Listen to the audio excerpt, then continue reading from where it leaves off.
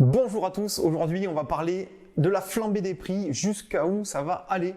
C'est une question qui revient assez souvent et donc voilà, je vais essayer de vous y répondre par rapport à ce que je peux vous constater actuellement.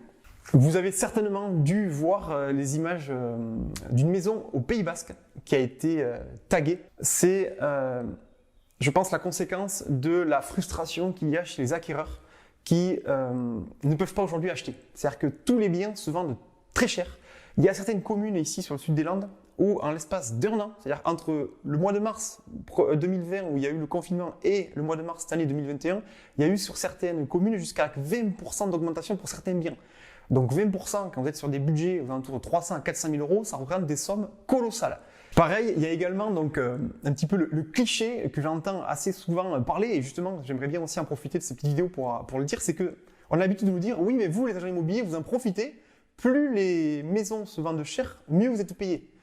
Oui, c'est vrai, ça c'est entièrement raison. Par contre, moi par exemple dans ma situation, je travaille sur la commune de Tyros et 90% des gens que j'accompagne à acheter sont des gens locaux qui veulent acheter. Soit des primo-accédants qui n'ont jamais acheté, soit des gens qui habitent ici et qui veulent acheter des biens. Donc, pour moi, cette augmentation des prix ne me permet pas de les aider à acheter. Donc ça me fait pas forcément plaisir. C'est-à-dire que de voir sans arrêt des gens qui sont frustrés. C'est-à-dire qu'aujourd'hui, j'ai des gens, mais justement on parlait de l'exemple avant tout à l'heure du Pays Basque, j'ai des gens qui quand ils m'appellent, qui me disent qu'ils viennent du Pays Basque et qui cherchent à acheter ici parce qu'au niveau des prix c'est un peu plus abordable.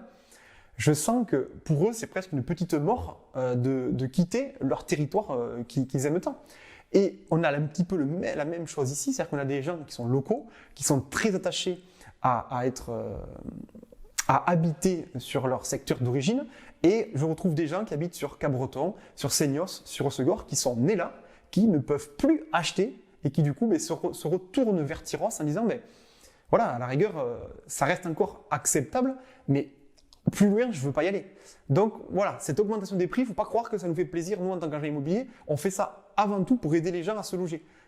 Donc voilà, ça aussi je tenais à rectifier. Bon, n'hésitez pas à me dire en commentaire si vous n'êtes pas d'accord, mais en tout cas, je serais ravi de débattre avec vous. Donc du coup, pour en revenir au sujet de la vidéo, quelles seraient les évolutions à prévoir pour les mois ou les semaines à venir? Voilà, je vais essayer de vous répondre à ça. Alors déjà, on va pouvoir faire un point en fait sur la demande. La demande, c'est quoi? Ce sont les gens qui veulent actuellement se loger ici sur le secteur.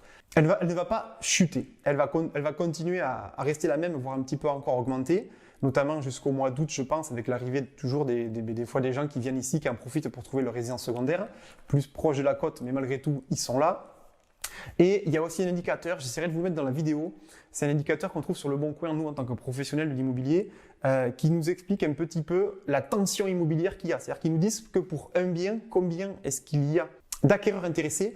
Et la dernière fois que j'ai regardé, c'est pour ça que ce serait intéressant, je vous remettrai pour la vidéo, il marquait une infinité. C'est-à-dire qu'ils ne sont même pas capables d'indiquer le nombre d'acquéreurs potentiels qu'il y a pour une maison, il marque qu'il y en a une infinité. Et donc voilà, donc ça c'est pour la demande. Donc la demande, on l'a vu, il y a toujours donc les locaux qui sont toujours très attachés, qui veulent rester ici. On a également tous les gens qui ne peuvent pas acheter sur, on a vu le secteur de Bayonne, le secteur vraiment bord de mer, Cabreton, Hossegor, Seignos, qui du coup viennent ici. Donc ça augmente. On a également des retraités qui en profitent eux pour venir passer une belle retraite ici, un mode de vie qui leur plaît. Et enfin, les derniers cas qu'on commence à voir un petit peu plus, donc à voir comment ça va se poursuivre dans le temps, sont tous les gens qui sont les gens actifs, qui sont notamment souvent avec des familles et qui en fait quittent les grosses villes pour venir découvrir un nouveau confort de vie. C'est-à-dire qu'ils ont la possibilité de s'acheter des maisons avec des jardins qui leur permettent comme ça de pouvoir profiter pleinement de leurs enfants. Ils font aussi une croix sur des temps de trajet énormes pour aller de chez eux à leur travail. Et même si du coup ils ont des salaires qui sont du coup plus bas en venant ici, ils ont malgré tout un confort de vie. Donc ils s'achètent un petit peu une vie. Donc ça continue aussi à faire augmenter la demande. Les logements locatifs sont également pris d'assaut. Pourquoi? Parce que comme on vient de le voir, donc, il y a énormément de recherches de gens pour acheter. Mais dans cette partie-là, il y a toujours des gens qui vont prendre des biens en location parce qu'ils n'ont pas le temps de patienter jusqu'à trouver un bien. J'ai même eu un chef d'entreprise qui cherche à recruter des collaborateurs, qui a enfin trouvé un collaborateur et qui n'est même pas sûr de pouvoir l'embaucher parce que ça fait plusieurs semaines qu'il cherche un logement à louer et il ne trouve rien.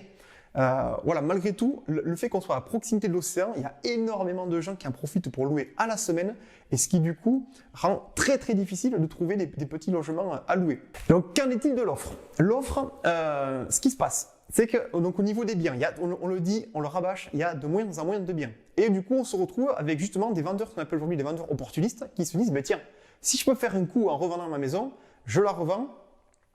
Aujourd'hui, le marché est quand même très très haut. Je revends et comme ça, derrière, je vois ce que je peux faire avec mes liquidités. Mais on est en train de voir émerger petit à petit ce que j'appelle moi un début de paralysie. Qu'est-ce que c'est? Je m'explique. C'est qu'il y a plusieurs propriétaires de maisons qui, pour vendre leur maison, ont besoin de pouvoir en acheter une autre derrière ou un appartement plus petit.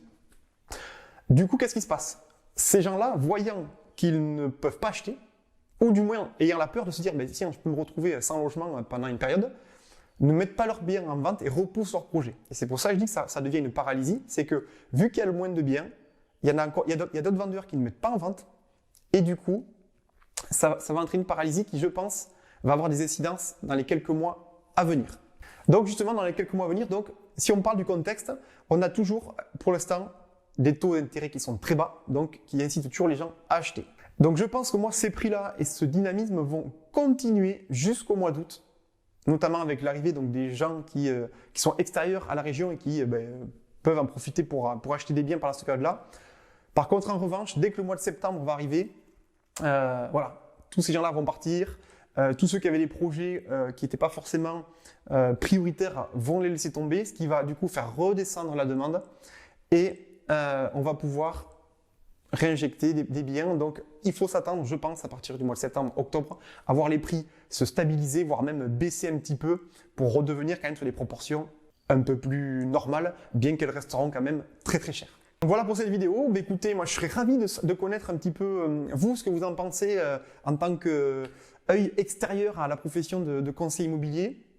Voilà, est-ce que vous ressentez également ce besoin de dire qu'aujourd'hui on n'a plus de logement, que ça devient compliqué de loger suivant votre âge, ça peut être vos enfants, vos petits-enfants, voire votre famille dans ces logements. Quelles seraient pour vous les choses qu'on pourrait faire, nous, en tant que conseiller immobilier, pour permettre à des gens, notamment à des locaux, de continuer à acheter leurs biens? Donc voilà, écoutez, j'attends vos recommandations et puis en tout cas, je vous dis à très bientôt. Merci pour votre attention et passez une excellente journée.